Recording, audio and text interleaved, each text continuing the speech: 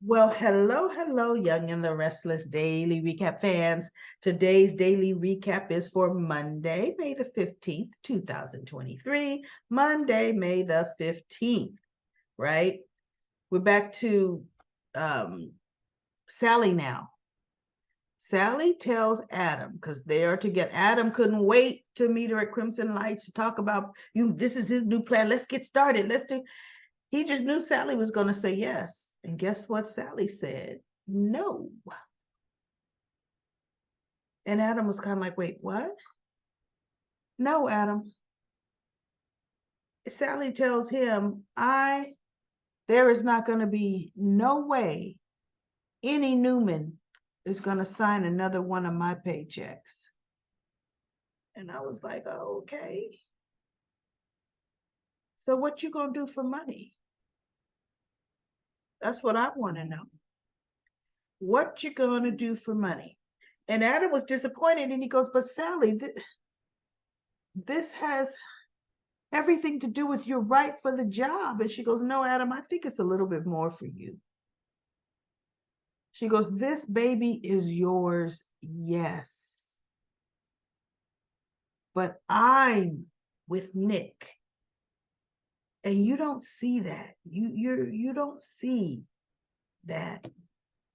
And she goes, and I really feel that us working together, those lines will get blurred. And he goes, but we work so well. I mean, look at what we accomplished. She goes, yeah, Adam, we were lightning in a bottle. And that is something that I'm in a different place now. So no, I cannot do it. And Adam had to sit there and Adam had to pretty much accept it, even though he did not want to accept it, right? Now, Nick is at the athletic club where everybody is now because the Grand Phoenix does not exist anymore. Nick's at the athletic club and Elena comes downstairs and she sits at the bar because he was sitting in one of the chairs and he walks over to Elena and he goes, oh, are you stopping in, to get a bite to eat? And she goes, no, I took a room here. And she looked at him because she's like, she says, yeah, no, Nate and I are no longer together. But then again, you know that. And Nick says, oh, because he didn't actually know, no, right? He just knew what happened. She goes, yeah, you were right, Nick, about what you said about trusting Nate. And then she goes, and your sister. And Nick says, well, Vic is my sister. So I'm not going to comment on anything about that. I'm not going to. And she goes, no, I understand because she is your sister. But you know what they did. And no, I won't stand for, I won't be a part of that. And he goes, well, I'm sorry to hear that, your relationship is ending with Nate or whatever. And so he goes, you know what? How about some ice cream? Do you have a minute? Let's sit down and have ice cream. She says, sure. Ice cream. Okay. And your sister, I know, topics off limits. So they go sit down and they actually had a really nice conversation. They really did. And the way they were relating to each other, I thought, now I could see Nick and Elena together. I really could, right? And so he was talking about, what were her plans or about Newman, the podcast. And she said, I don't know. I don't know what I'm going to do. Because she goes, as you can see, the dynamics now have changed. And Nick says, you know what? I'm here to tell you this. Whatever you want to do, we still want you. Now, if you don't want to see Nate at all, I could make that happen. If you don't want to run into my sister at all, I can make it happen. If you feel you need to just walk away from the whole situation, I will make sure your contract is handled, meaning there is no breach of, not going to hold her to being locked there. He says, no, no, Elena, whatever you want. If you want to work remotely, you can do a podcast. You don't have to come in there to do it. And you don't have to see anybody when you submit your work. He goes, you do an excellent job. So I want you to think about it. And I want you to think about how you want it to go, or how you want the podcast, the business relationship to go from here. And I'm going to guarantee you, we're going to work that out for you. And so she told him, well, that was nice of him, Nick. That was nice. And then they talked about the flavors of ice cream the hotel didn't have, just had a general conversation. And then we have Nate and Victoria.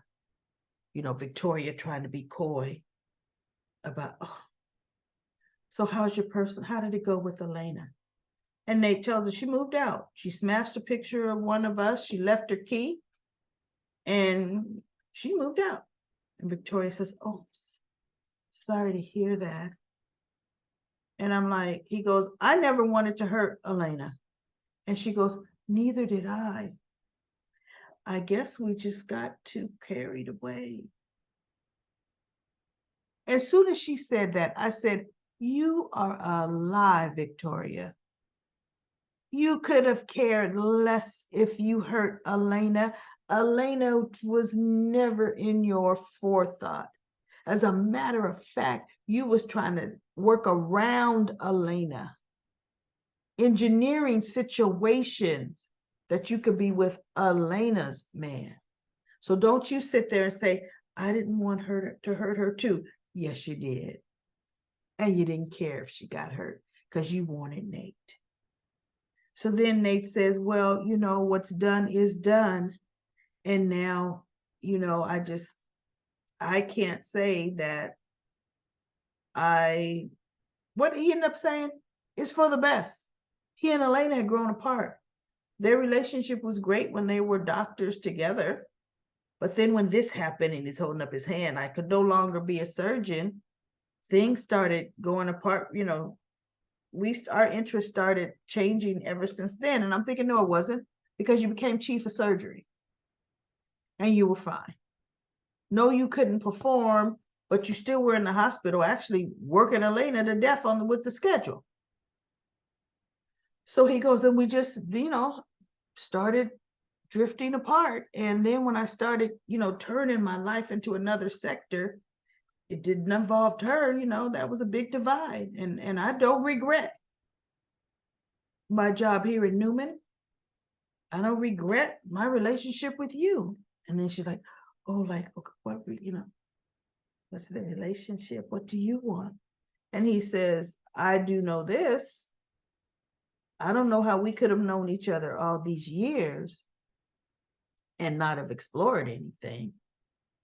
He's like, I like what I see. And I don't regret a thing. And so that makes Victoria happy. Like, oh, okay, well, you know what? Then now that you've sorted out your personal life that fast, let's get back to work. And she's smiling and he goes, I'll do just that. And he goes, and I'll see you later. And I thought, yeah, okay, let's see how long this lasts. I don't think it's going to last very long. Something's going to happen. And I can't wait. Nate's going to make it. Oh, Audra might engineer a fumble on Nate's part. And Victoria have to come down on him because let's face it, she'll look at him and cut him down and then tell him it was just business. Right? Because Nate's leaving Victoria's office and Audra's coming off the elevator. See, now let's see what Audra could do. She feel like I got Elena off the playing field, when in actuality, Audra didn't get Elena off the playing field. Nate did that all on his own. Audra just helped and volunteered some information that it would have taken Elena a longer amount of time to find out. Like Nate lied to her about going to LA alone. Elena never would have found out about that lie, really, if Audra hadn't told her. So yeah, Audra was instrumental, but Audra is not as good as she thinks she is. She didn't truly engineer the sparks between Nate and Victoria. Matter of fact, those sparks are going to prove to be a little stronger than she likes. And now now that Elena's out the picture, Audra's going to have to try to figure out how can she come between Nate and Victoria on the sly. Because she can't come out direct. Victoria see her coming head on and fire her and knock her out the box. Victoria is her boss. So she's got to tread lightly. This is going to prove to be really good to see just how good Audra isn't or is not. Because as Audra comes off the elevator, Nate's coming out of Victoria's office. She's like, oh yeah, Nate, make sure you keep me up to date on whatever project it was. And Nate turns and looks back, sure thing. And he looks at Audra, and Audra's just looking at him. And it was interesting. I don't quite understand the look Nate gave Audra. Like, yeah, you may have told Elena. I don't know. Does he know that Audra told Elena? I don't know. That look was an interesting look. Like, yeah, you think you did your worst, right? I don't know. We'll see. That's gonna be good. I think that's gonna be pretty darn good with the Audra and Nate situation. Wouldn't that just be something if Nate decides he is truly going to just sleep with any and everybody? Because now Audra's going to start wearing way more seductive clothes. Watch. Audra's going to start trying to make these little innuendos and showing Nate things from her laptop, her desktop, while Victoria's not around. Let's see if Nate can be honorable. Because all Audra needs to tell him is how smart he is. And she really wants to learn from an intelligent mind such as his. And Nate will be like, okay, well, when we're done work for the day, come on in my office and let me show you some things. We'll see. We shall see. But wouldn't that just slap Victoria in the face? She comes and walks into the office on that couch, and there is Nate and Audra. Now that's some soap opera writing right there. I would like to see that 100%. So pretty much that's all. I mean, there was nothing else really happening Sally leaves Adam. She comes back to her room, and there's this wine, or not wine, but I guess mock wine or mock champagne, because she's pregnant. She shouldn't be drinking, but I could have sworn there was a bottle of something in a canister, in a dinner tray covered up, and candles, and then all of this. And guess what Nick does? I love you, Sally. Tells her he loves her.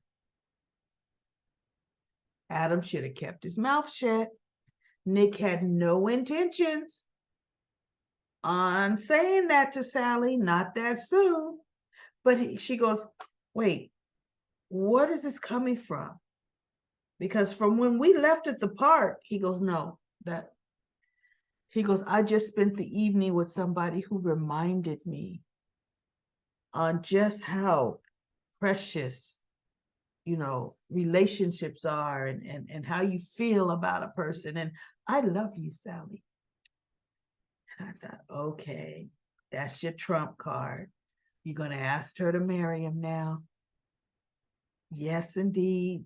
To lock right on in Sally. To one up Adam. Those two are something else. It's interesting when you think long term. I don't necessarily know that Sally's baby is honestly going to survive. When you think about it, there is not a true need for another Newman baby right now. I could see something happening. I could see, and I hope they don't do this because they did this with Stitch's kid. Remember when he caused Abby to fall down the stairs and lose her baby? Abby was much further along than Sally. Because to me, they have progressed Sally's pregnancy too long. Within soap opera pregnancy life, that baby will be born next month. She'd be ready to give birth next month, the way soap operas work. So I could see Sally not have something happening. There be an accident. Um, if it has anything to do with Connor, hopefully not, because boy, that poor child would now be a troubled person. But Sally could never be with Adam again because of it. And with her depression and sorrow, she would leave Nick because she really is not in love with Nick to begin with. So anyway, we shall see. We'll see what's going to happen. But Connor is definitely going down a dark Connor path. And I'm not happy because I've seen him down a dark Connor path before. And I like him better as nice Connor, good Connor, putting everybody together Connor. So that's it today. I'll be back tomorrow for another daily recap of The Young and the Restless.